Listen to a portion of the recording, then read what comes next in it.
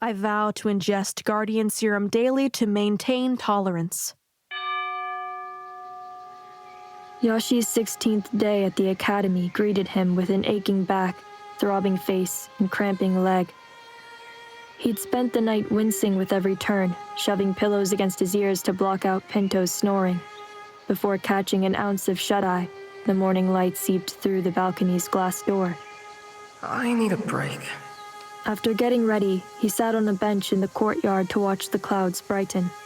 It was still that hot and humid time of year, when the air would dampen his clothes even in the breeze. He wiggled his sleeve up his arm to cool off, stopping when he saw the bruises KO had left behind. With a scowl, he yanked his sleeve down. A white rabbit hopped onto the courtyard, lightening his mood. When it came to a stop, YAHSHI stood slowly, resuming his long-paused game. Let's see how close I can get. Commander Roz had taught a step-softening stealth lesson a few days prior, so this was a perfect opportunity to test his new skill in a real-life setting. Plus, he could use the distraction. Heel to toe. Heel to toe. He neared close enough to see the rabbit's movements, like its nose twitching as it sniffed a weed between two bricks, and its physical details, like thin streaks of brown and gray amongst its predominantly white fur. My younger self would be so proud. He chuckled at the distant memories, and the rabbit's ears twitched up toward the clouds. Oops. YAHSHI stopped and held his breath. You didn't hear me laugh, did you? The rabbit craned its head, and its dark eyes stared deeply into his. Your eyes. The bell rang, calling YAHSHI to breakfast. They look like Belladonna berries. The rabbit took off, soaring across the dewy field and into the woods. YAHSHI waited for the white dot to disappear before making his way to the dining hall. He grabbed a tray of steak and eggs with a side of tomatoes, the dish his roommate had predicted the night prior. Pinto claimed to know the circulation of meals by memory. As YAHSHI headed for Pinto's table, his gaze habitually drifted to QUAX's eye. He had been observing the healing process over time, watching the damage he caused reverse itself. Not the slightest twinge of purple remained. It's really over, isn't it? QUAX and SUNNA were laughing together when KO looked at YAHSHI, likely assessing the damage from their recent match. I suppose I can't hate him for staring, without being a hypocrite.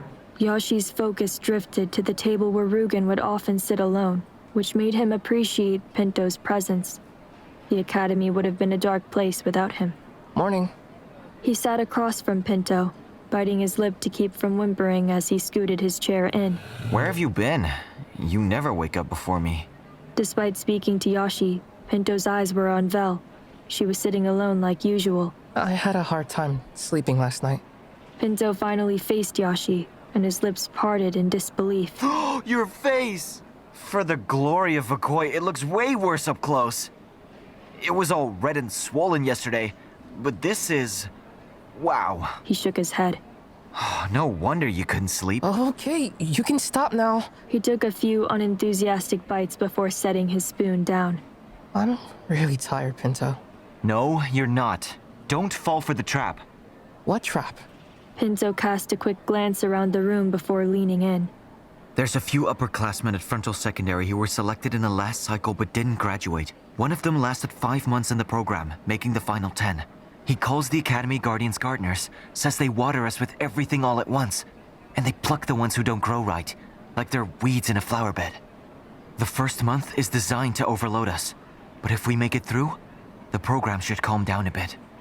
Are you calling me a weed? I'm telling you not to be. Is this a choice? I sure hope so. Pinto's gaze reverted to VELL's table, and YAHSHI found himself staring too. The three of them hadn't shared a meal together since their first evening at the academy. Her reserved nature gave YAHSHI the impression that she preferred being alone, but lately her self-isolation started to mirror Rugen's behavior, sparking rumors of her downfall. Do you think VELL is... flipping? If she was, why would she push herself so hard in defense class? She intends to make the final 5. I know it. Then what are you so curious about? Dr. Blim called her his favorite yesterday. That was obvious already. VELL squinted at her food, likely noticing their attention. YAHSHI and Pinto promptly faced each other again. I know, but hearing him say it out loud really got me thinking. Usually, the Guardians select girls who demonstrate a fighting nature. You know, more aggressive, like Commander Cal. YAHSHI coughed and set his fork down. Did you know her well? No. Not really. YAHSHI shook his head. Hardly. Oh. Well, based on Dr. Blimmery's favoritism, I'd assume he's the Guardian who vouched for VELL's selection. He must have recognized her obscure medical knowledge during selection season. But the selection exams were mainly focused on Imperial history, arithmetic, anatomy. Exactly. Pinto pointed at him with a grin. How many questions do you recall about botany? None. But maybe the school... Curriculum is different in Miranda? Sure, I consider that too. But Miranda Secondary has the highest selection rate among schools in the West. Their curriculum is designed for success in the selection exams, which are standardized and don't contain questions about botany, and certainly not about Belladonna. Why would the instructors waste time teaching a topic that won't help their students get selected? And if they did teach botany, for some unpractical reason, why doesn't KEIYO share the same knowledge? So you're wondering how VELL learned about Belladonna? And how Dr. Blimmery discovered her knowledge. He must know something about VELL that her exam scores couldn't indicate. The fact that Dice sat with her during supper yesterday makes me even more suspicious. YAHSHI observed the table where Dice, Limbo, and Salen were eating. While the twins chatted, Dice read a novel, occasionally looking up to contribute with a smile. What stood out more than Dice's green bandana was the four-petaled flower pin attached to his collar. I heard she was paired against Dice in the first phase. He probably sat with her because he felt guilty for winning. I doubt that. You sure do hold a grudge. It's not just because he's a convert, YAHSHI. The door flung open, and Dr. Blimmery wheeled a metal cart into the dining hall. Young men, listen up. And you too, young lady. He winked at VELL.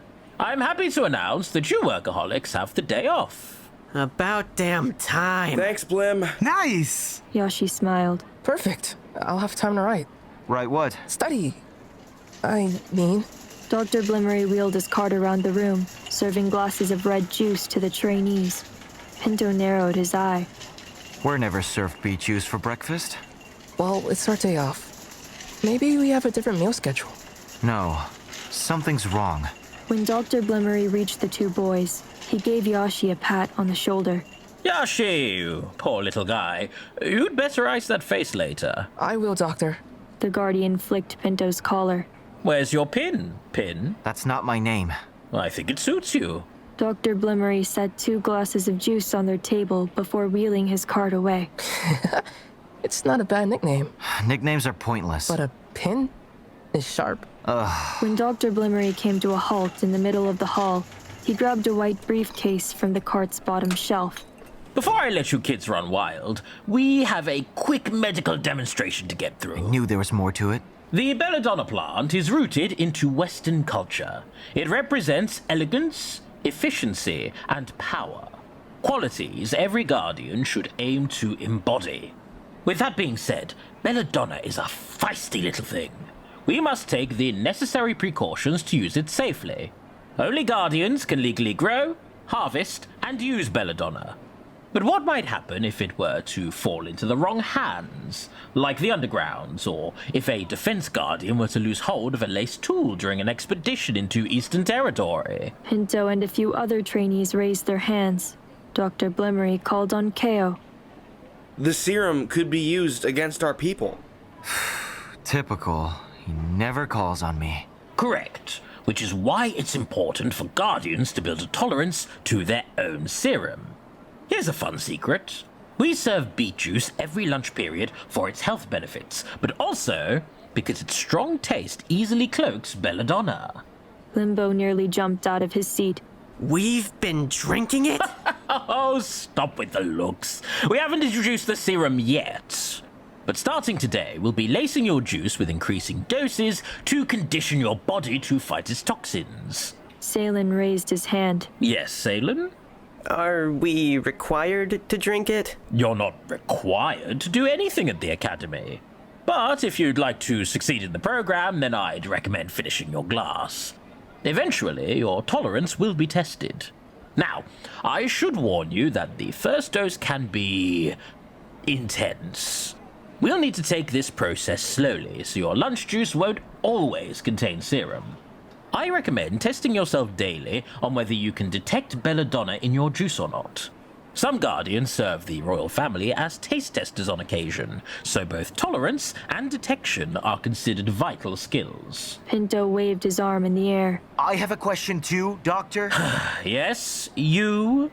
What if the underground also builds a tolerance to the poison? Serum. Pinto rolled his eye. That's not something to worry about. They would need access to Belladonna, which mainly grows in the city hospital's lab. It's rare to find it naturally, but even if they did, tolerance training is dangerous without professional guidance, and it's a skill easy to lose without maintenance. Staying immune permanently requires frequent exposure for life. Those are the same reasons why royal family members don't risk undergoing this training themselves. The door opened. 3 medical guardians entered the hall and waved, grinning widely. YAHSHI realized he hadn't seen anyone from the outside world in over 2 weeks. He had nearly started to believe the academy was all there was. I wonder what it's like for them to return after graduation. Is the dining hall nostalgic? Oh, here they are. I've invited a medical unit from the city hospital to join us. This can't be good. YAHSHI considered the possibility of an academy guardian calling Cal to assist with the filtration someday. He shivered at the thought of walking into the common room to find her standing there, waiting for him, the candlelight shining in her stone-like eyes. He could almost hear the clack of Cal's boots against the polished floors as she stepped toward him. So what now? We drink this stuff? That's right, KO. Or you can filter yourself from the program if you prefer. KO raised his glass but hesitated to sip, so QUAX took the lead instead. YAHSHI wondered if his combat tutor had told him about tolerance training in advance. QUAX smacked his lips together. I don't taste the difference. You will, with time. YAHSHI grabbed his glass. Of all the drinks to mix Belladonna into, it just had to be this one. Well, if we can handle beet juice, we can handle anything. You first? Sure. YAHSHI took a sip before slamming his glass down with puckered lips. That's awful. Awful worse? Awful. Same. I don't taste the difference. As Pinto took a hesitant sip, YAHSHI stared at the obnoxious amount of liquid in his glass. He normally left his daily beet juice untouched, but he knew he should finish it today to start building a tolerance to Belladonna. His stomach churned as he chugged the juice, and its bitter taste lingered on his tongue even after he set his empty glass down. YAHSHI, are you okay? YAHSHI lowered his head to find that he'd set the glass on his scrambled eggs. He tried to move it onto the tablecloth instead, but it slipped from his clammy grip and tumbled off the table. The sound of shattering glass echoed through the dining hall. YAHSHI! A knot formed in YAHSHI's throat as he grasped for words that weren't there. The faces and tables and chairs blurred together in every direction he looked. From a distance, he heard KO calling after SUNNA. Hey, SUNNA, snap out of it. Are you okay? YAHSHI squinted hard, and his vision focused enough for him to see SUNNA's arm go limp, red juice splattering over his uniform. The glass struck the floor, and a pool of juice resembling blood formed around his boots. SUNNA's face collapsed onto his half-eaten steak. Doctor, help! The other medical guardian shouted at Dr. Blummery from across the room. Blim! We've got 2 out! They can't take the anti-serum! Get them transferred! Now! YAHSHI gripped the table to hoist himself up. The vile stench of vomit wafted through the dining hall, leaving him nauseous. He turned to Pinto, whose face went red as he fell out of sight. Pinto! YAHSHI rushed to help him, but after a few steps around the table, his vision whirled once more. He gripped a chair to steady himself. Help! It's Pinto! Someone bumped into YAHSHI's shoulder, shooting past him, and he recognized VELL by the black hair that waved behind her like a cape. YAHSHI squinted to see her kneeled at Pinto's side, tugging at his limp arms. He nearly called for the medical guardians again when VELL looked up at him, her eyes narrowed. Quiet. YAHSHI trusted the confidence in her voice and glued his mouth shut. VELL shook Pinto's shoulders next. Wake up. When he remained unresponsive, She looked around to ensure none of the medical guardians were watching before jabbing her fist into his stomach. Pinto's eye opened as he gasped for air. What the hell? You'll get filtered if you pass out. Dr. Blim? Unlike YAHSHI, VELL was heard instantly by Dr. BLIMMERY, who rushed over with his briefcase. She retreated to YAHSHI's side to give the guardian room. Pinto grimaced, his hands clutching his stomach as Dr. BLIMMERY hoisted him up into a seated position. Will he be okay? We have neutralizer in the city hospital, but that's a last resort. He'll be fine right here as long as he drinks the anti-serum. Dr. BLIMMERY opened his briefcase to reveal several vials of yellow fluid secured in foam slots. He grabbed one, popped off its cork, and brought the glass to Pinto's lips. Hey, smart mouth, you gotta drink this for me, all right? A crowd of swaying trainees stumbled to the scene, watching in half dread, half curiosity as Dr. BLIMMERY poured the liquid into Pinto's mouth. When he tossed the empty vial away, Pinto leaned sideways and vomited across the glimmering floor.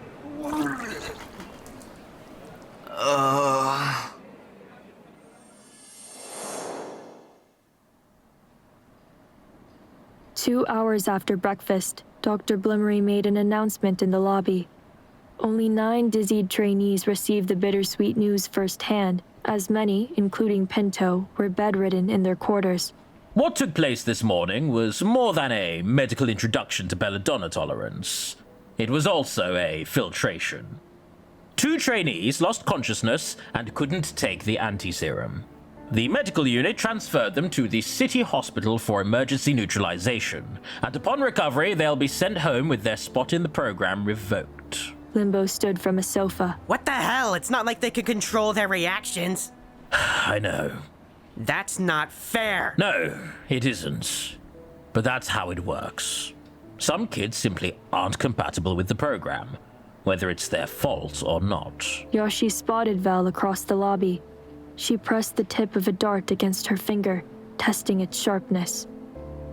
In the few hours before lunch, YAHSHI lay in bed, his belly burning, forehead sweating, and soreness from yesterday's match intensifying. He desperately sought rest, but Pinto's tossing and turning and groaning left him too concerned to sleep. When Dr. BLIMMERY brought Pinto a bowl of porridge, Pinto gagged with every bite, and YAHSHI decided he couldn't watch his friend suffer any longer. He climbed the staircase to the 3rd floor and entered the library. Dozens of bookshelves reached the ceiling, each with its own sliding ladder attached to a high bar. Rows of thick books led to an open space in the middle of the room, which offered wooden tables, warm-toned rugs, and lamps with intricate stands. Although it was the perfect place to study, YAHSHI found a stiff wooden chair and drifted into a deep sleep. It felt like only a few minutes had passed before the bell woke him for lunch. YAHSHI spent a few moments staring at the ceiling before heading to the 1st floor. He scanned the dining hall for absent trainees and shook his head when he noticed that SUNNA wasn't sitting with QUAX and KEIYO. He astonished himself with how much he had grown to care about someone he merely sat next to in the lecture hall and had once thrown darts with in the lobby. The new understanding that they could lose anyone at any time made even the most mundane moments with his fellow trainees special. Hopefully SUNNA's just resting. Like Pinto. As YAHSHI grabbed a tray, he noticed VELL sitting alone again. He thought of their encounter in the market, their first supper at the academy, and her bizarre choice to save Pinto from getting filtered. His spirits lightened as he approached her table. Can I join you? VELL blinked at him a few times before nodding with the slightest hint of a smile. Belladonna, Book 1, Nightshade Academy. Written and narrated by Torrefranca. Produced by Torrefranca and Wilson Hensley. Edited and mastered by Juan Pablo Diaz. How did we get here? Something went wrong. We worked hard for this life that we don't want at all. Cover art by Mad Studio. Score by Gita Puspita Asri. Theme song composed and produced by James Sinclair-Stott. Starring Jason Brown, Anthony Andreas Echeverri, Philip Kryanov, Melissa White, Alex Bowie, Patrick Viersba, Julia Risto, David John Bors, Connor Blunck, Kody Kiehl, Ellie Chua, Ben Autry, Walter Mack. If it's really true that the sky weeps with us, if it's really true that heroes live in stars. Featuring the voices of Gwyneth Evans, Jeff Rosenau, Lucas Hensley, Levi Titus, Angie Eggers, Willem Digard, Alison Prophet, Maria Palmo. Nightshade Academy is produced in association with Lost Island Press. If it's really true